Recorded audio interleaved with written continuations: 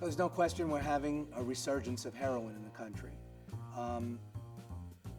There's no question that there's a link between people who have used whatever was available, because that's what people do. When they get into trouble, they use what's available.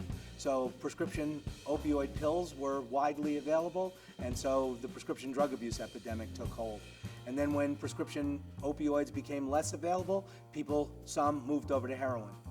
The question I have about that, and I know there are some data recently that may suggest that a subset of those people are actually chronic pain patients. But I don't think we know well enough how many of the people that went from opioid therapy, from prescription opioids to heroin were ever using the drug legitimately. So, I think my surgical experience showed me that post-surgical pain is thought of as acute pain. But some of those exposures to opioids are a lot longer than people generally think. I mean, in my case, it was about 6 weeks. In some people's cases, after shoulders and whatever, it might be 3 months.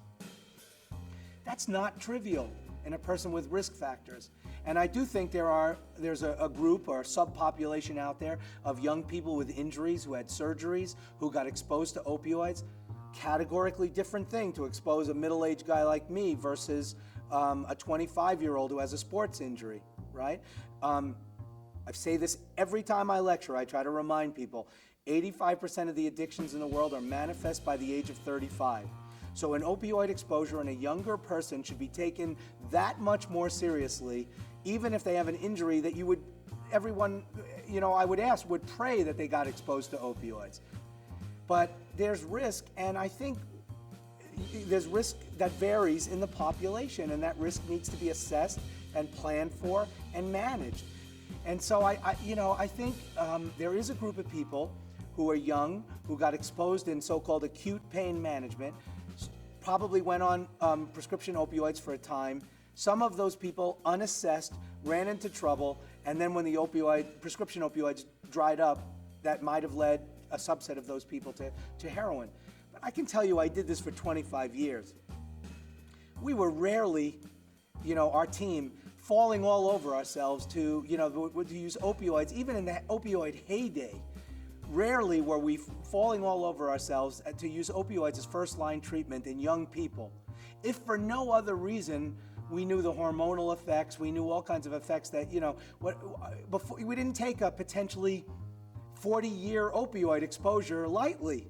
And so we look for alternatives. So when I hear that so many of these heroin users now are young people, many of whom may have been using prescription opiates, it makes me wonder how many of those people were ever pain patients versus people that were stealing from grandma, borrowing from medicine cabinets, taking it from friends, buying it on the street.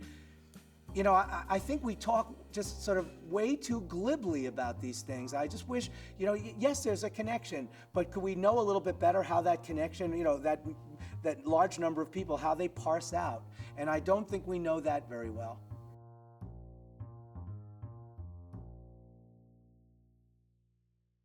So I think there's always reason for hope, if for no other reason that if you were a betting man, you would bet that when the pendulum gets to a far extreme, it's going to get enough people aggravated that they'll give the pendulum a little tap and it'll start going back in the other direction. So how long that process is going to take, I don't know. But there's reason for hope just because of the history. We know that attitudes about this run hot and cold, and there'll be an adjustment in time. There are a lot of people out there. The Fibromyalgia Chronic Pain Association is doing a lot of great work. Lots of great advocacy groups out there trying to speak up for pain patients. I think, though, that the best signs of hope for the future, I think, are projects that are out there that view this, that are multifaceted, and that view this as a public health problem. They don't just approach them as law enforcement. They don't approach it just as a clinical issue. They approach it, with recovery high schools, where kids who have had a problem can go back to a school that's drug-free and monitored. There are give-back programs, and Natty, has drop boxes that they're willing to put in police precincts. There are and then of course, to me, the pinnacle was, in many respects, Project Lazarus, because Project Lazarus did what everybody thought was impossible. They dramatically decreased opioid deaths without dramatically decreasing opioid prescribing through a very coordinated public health approach. You know, the part of it that gets most of the attention was the naloxone that they made available. And of course, we also have a new naloxone product that's just hit the market that hopefully will decrease overdose deaths and so on. And so that's the part of it that gets the most attention. But what they also did in Project Lazarus was that they got the providers to more aggressively use the prescription drug monitoring program. They taught about addiction, they taught about pain, they enfranchised the emergency room doctors. I mean, it was a multifaceted approach, exactly the approach that we need. I mean, we don't need uncoordinated efforts that are just aimed at cutting down the drug supply. I mean, I know that there's a lot of that afoot, and that's the part that I'm worried about. I understand where it's coming from. I think some of the intended effects are good ones and are necessary, but by the same token, I think when you have examples like Project Lazarus and give back programs and recovery high schools and all those kinds of things, there's reason for hope that there are enough people out there that are starting to view this as a public health problem and coming up with complex public health solutions.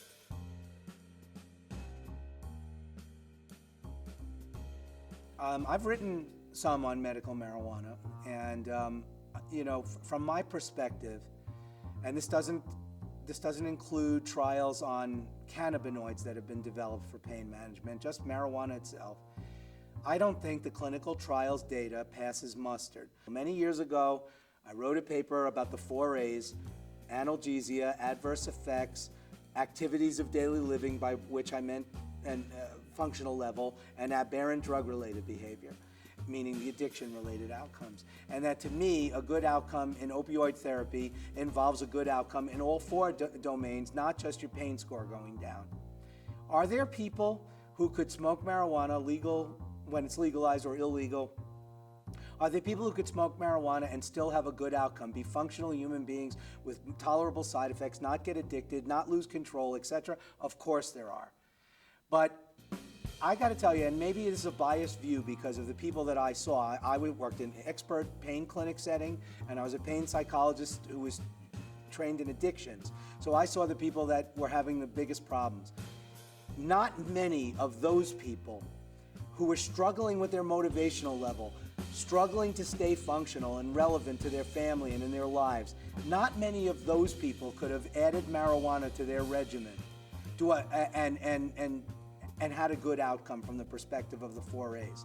So if it's legal, it removes the concern that someone's going to take their Percocet and sell it for marijuana because you couldn't go to CVS and get it, right? So it at least removes some of the concern of the interface of the person on controlled substances with the black market around marijuana or other drugs.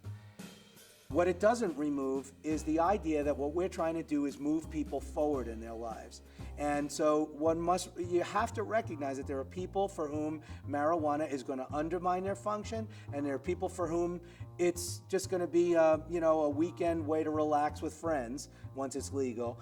And clinicians are still going to be hard-pressed to do the assessment and have the discussions and have the dialogues so that when it is used and is part of the regimen, you get good outcomes and not bad outcomes. I'm very much a pragmatist on these kinds of issues. But I will tell you that, considering what the FDA requires of pharmaceutical companies when it comes to demonstrating efficacy for drugs that get approved, the data on medical marijuana in a controlled trial setting is not even close to the kinds of things that are required of opioids and other drugs.